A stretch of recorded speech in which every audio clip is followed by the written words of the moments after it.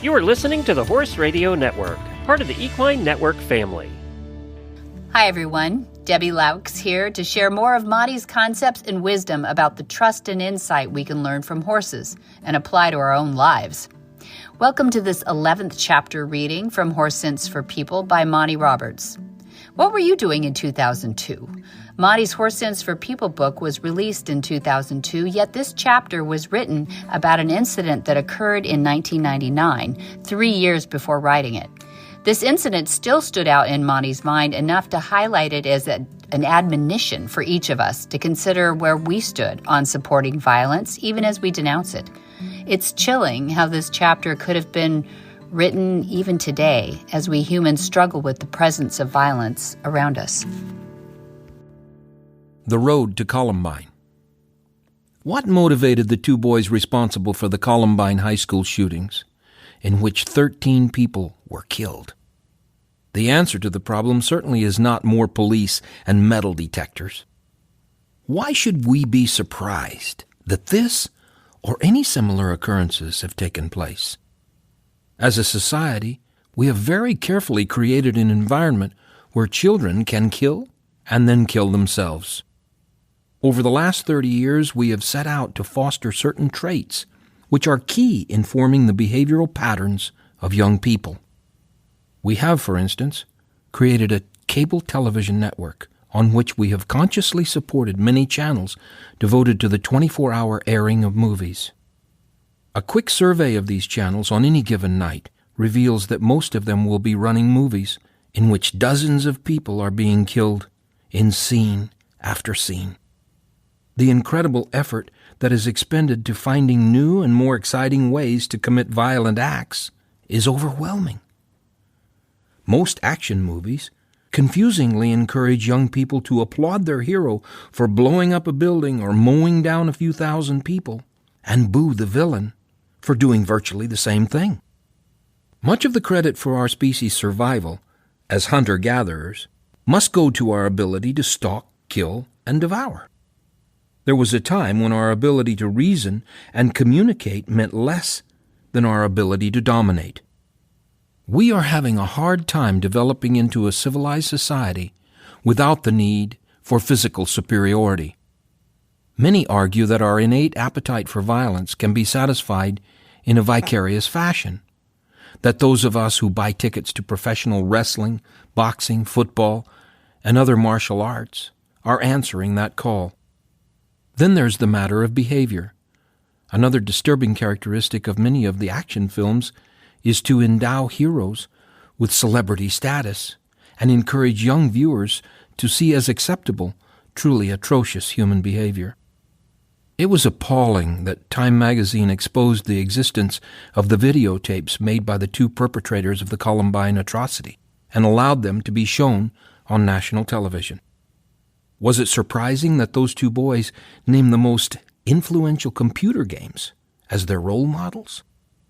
That one of these teenagers showed a shotgun that he intended to use in the killings and announced that it was named after a prominent character in a video game. It was chilling to hear. You've probably heard Monty say, adrenaline up, learning down, and adrenaline down, learning up. That applies to care, too. At the Monty Roberts International Learning Center, we use our Drimee Solarium to give horses a moment to relax and reset and feel good in their bodies. The gentle infrared heat helps loosen the muscles, improve their circulation, and support recovery after their work. And when a horse feels good, they can think and learn and connect. That's why Drimee fits so naturally into what we do. Visit DrimeeUSA.com and use the code Monty1 for $150 off. That's DrimeeUSA.com. And now, back to our show. There's a moment when a horse stops resisting and starts listening. Not because they have to, but because they understand. That moment is what Monty Roberts has spent a lifetime teaching. With the Equus Online University, you can learn to create that moment yourself. Step by step with real horses, real situations, and Monty guiding you along the way. It's not about control, it's about communication. Visit MontyRobertsUniversity.com. Because if you listen to your horse will listen to you. I read the names of Hollywood directors the boys predicted would be fighting over their story. These boys were willing to slaughter others and kill themselves for a piece of celebrity that we held out to be so desirable. I suggest that at least in part, a goal of celebrity is responsible for their destructive behavior. It's easy to blame the entertainment industry for the content we criticize. But it would not exist if our society didn't want it. We consciously buy theater tickets and turn on the television set. We clearly decide where we go and what we watch. The entertainment industry only responds to our demands. The most important rule governing my concepts is that we should be responsible for our own actions and the consequences thereof. We can choose to be aware or unaware of the example we offer our children. For example, consider a mother with 2 young boys. One is 12 and the other is 9. You hear the mother say to the 12-year-old, "Johnny, stop hitting your little brother, or I'm going to hit you." What sort of message could this possibly send, except that when Johnny is bigger than his mother, it's okay for Johnny to hit her? It presupposes that violence is a logical response, when in fact, it's not. When Johnny learns to use a weapon, is he not then more likely to commit a violent act? Violence will almost always return to you in a similar form.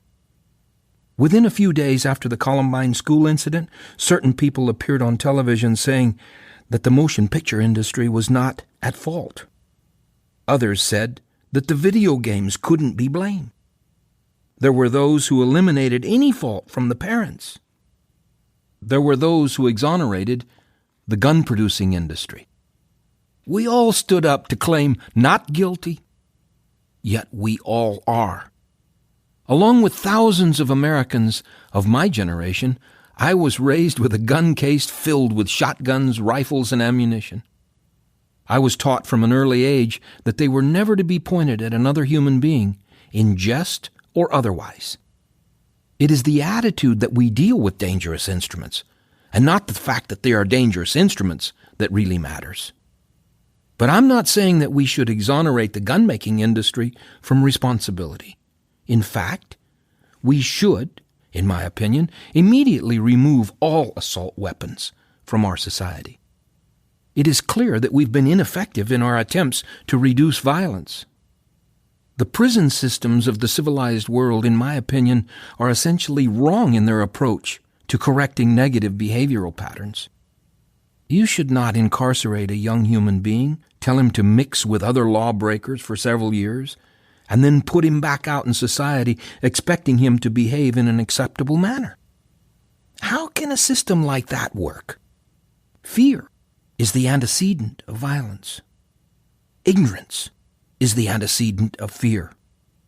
Only through communication can we achieve trust and gain knowledge and get on the non-violent road. In the world where few people have a chance to work closely with a horse, we can at least all share in the message I so firmly believe the horses are telling us. Violence is never the answer. We are grateful that this episode is brought to you by our title sponsor, Drimee Solarium, helping horses feel their best with therapeutic infrared technology trusted by professional barns around the world. Visit DrimeeUSA.com and use the promo code Monty1 for $150 off your purchase. And by our show sponsor, MontyRobertsUniversity.com, the most comprehensive place anywhere to learn Monty Roberts' concepts and methods of nonviolent horsemanship. For details about today's show, go to HorsemanshipRadio.com, where you can find links and photos and more information about our guests. We love connecting with our listeners, so please follow us on Facebook under facebook.com/Monty Roberts, and Instagram.com/Monty_Roberts. Be sure to visit all the other great shows on the Horse Radio Network at horseradionetwork.com. Until next time, have many happy horse hours.